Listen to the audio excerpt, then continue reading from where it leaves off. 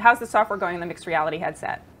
I don't know anything about what you're talking about. I don't know anything about what you're talking about. We've just crossed a very significant threshold in the XR world. Apple have given not just the world's eyeballs firmly locked on XR, but also legitimacy with it. So let's look at the first step into this world and how it stacks up and provides value. Apple Vision Pro was announced at WWDC, and now the mainstream media would have you believe Apple basically invented a new type of headset, when in reality, or virtual reality, they're doing things that have already been done, but with an Apple type of polish, and it just works tech we expect from them. First off, the elephant in the room. It's $3,500 or $3,500. That's expensive, but this is a first gen headset and they really have pushed the tech to the bleeding edge, and that to me is the exciting part. They're not taking out features to get the price down for mass market, and by the way, I'm not ragging on Meta, both companies have a part to play. Meta is pushing for mass market mainstream adoption through the gaming route and meagre enterprise attempt. Apple are making people want their headset by making it the best of everything daily driver, but we'll come back to this. I mean, look at the thing, it's an engineering marvel. It looks like it was unnecessarily difficult to craft versus even the Quest 3, but that's why it commands that price tag. It's revolutionary micro OLED displays which are 4K per eye, and this isn't 4K TV resolution. As a comparison, a 4K TV runs at around 8 million megapixels. The Vision Pro displays run at 23 million megapixels. That's a huge step up. But it also seems to be the reason that people are having that wow reaction from using the headset. Clarity with zero screen door effect of course, but ultimately incredible immersion. Their push toward watching 100-foot cinema screens finally sounds enticing. As much as you can do similar on existing headsets, the clarity hasn't been there for me to feel like watching a full movie in my Quest versus our 4K TV. The Vision Pro seems to solve that, and for glasses users they're working with Zeiss on magnetic lens inserts to match your prescription. Best of the best and at extra cost, but I imagine well worth it. There's also another display on the face of the headset, another OLED display but a lenticular one which gives a faux 3D almost light field style effect. Why? Well, it's to show people the obscured part of your face, almost like a reverse pass-through, with the aim to mitigate the disconnect from being in or wearing a headset. This way other people can connect with your eyes while you wear it, but it also lets others know whether you can see them or not. Is it the cameras that track your eyes? No, it isn't actually your face at all. It's a CG render of your face based on a scan using sensors on the front of the headset when you onboard a user. The eye tracking then seamlessly controls this CG render to match what your eyes are doing. It really is sci-fi stuff and honestly a little creepy, but I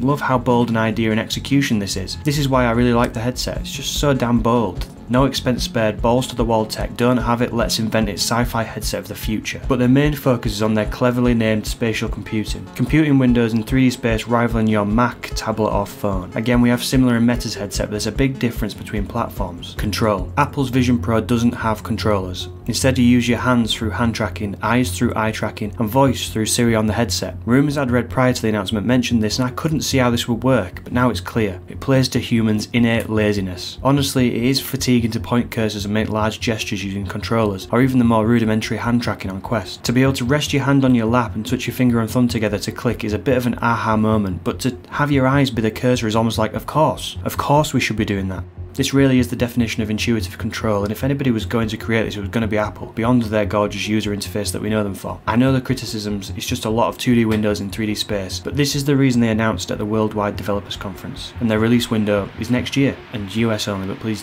don't rub that in. This is so that developers have time to create software and apps for the system, and God are they going to dive in with both feet. This is where it gets exciting. But this is all well and good, but where are the games? Before we look into that, my last video, only 3.9% of you were subscribed. I've been very lucky to have all you guys checking my last few videos in droves, and there's plenty more to come, so make sure you hit the like button and subscribe for all your XR news. If it's not worth your time, I'm not doing a video on it. So the games, well, they'll have 2D windows again and controller support like the iPad and the CV1, but we didn't see much else until today. Here's some footage of Rec Room on the Vision Pro. Look at that silky hand tracking. We haven't seen how movement works yet, most likely a variation of Meta's hand-tracked locomotion techniques. But stop the presses. Apple Vision Pro is not a gaming device, nor will it beat Meta Quest 3 from a graphical standpoint. Hear me out. What displays are the chips rendering for? Of course, 4K per eye. Unless they drop render resolution heavily, there's no way they can push games beyond the Meta Quest 3 capabilities. Those displays I imagine are pure magic, the best in the industry, but you need a damn powerful chip to run graphics on them. Somebody prove me wrong in the comments. Anyway, Apple aren't targeting gamers. This is for the rich layman, the VR superfan, the tech bro wanting a taste of the future, champions of the sector. If I could afford it, I'd probably get one, but my expectation wouldn't be for gaming. It'd be for watching movies and immersing myself in new worlds. It'd be to shut out the real world and help me focus on writing or reading. The pass-through is great. The presentation on first view I actually thought was all conceptual, i.e. not a true representation, but all of those those who have tried the headset have said that's the quality they actually see, in which case they clearly have really high quality cameras, but I just don't see myself using that in the way they expect. Mixed reality experiences are one thing, but nobody will be leaving their homes wearing this, especially not with the 2-hour battery life. That's one thing the Quest has it beat on. Again, high resolution displays need high computing power, need high battery power. Apple still has to contend with physical limits like everyone else. Did I mention it's an external battery too, tethered by a cable, and it still only provides 2 hours of juice. Apparently it was too heavy to include in the headset, which judging by reports sounds like it really would have been, as the headset without the battery is apparently still quite hefty. I think the FaceTime aspect is still very early. I really would have loved to see them have full body avatars appear in your space, but that's absolutely on the cards going by their initial concept, just not yet. The photo and video capture will be dropped on the next iteration. You can see the headset actually has a capture button on the top, but I think it's a great idea to view those captures in the headset but not to capture them in one. Maybe the capture can be done in future iPhones or iPads, but they can't expect us to whip this out at family events or just have it with us whenever we want to capture a 3D memory. Nope, I just don't see it. Audio.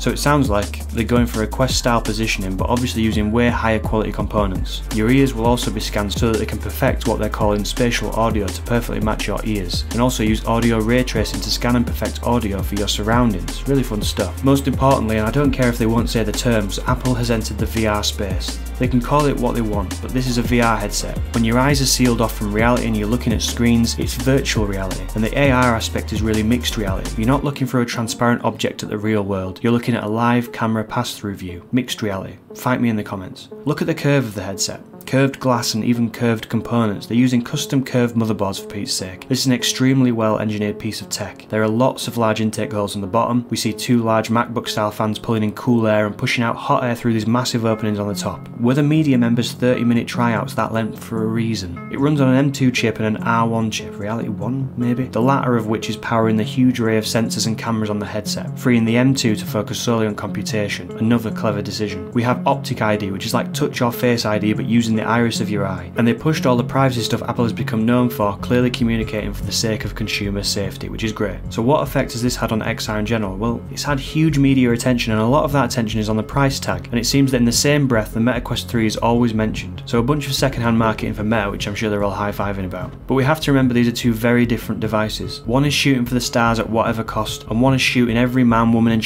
and one is shooting for mass market adoption. They both have a place, but this has just started the great XR war between Apple and Meta. I look forward to the competition and how this will affect the speed of tech advancements in this sector. When will Google and Samsung join? Like and subscribe for more, and I'll see you on the other side.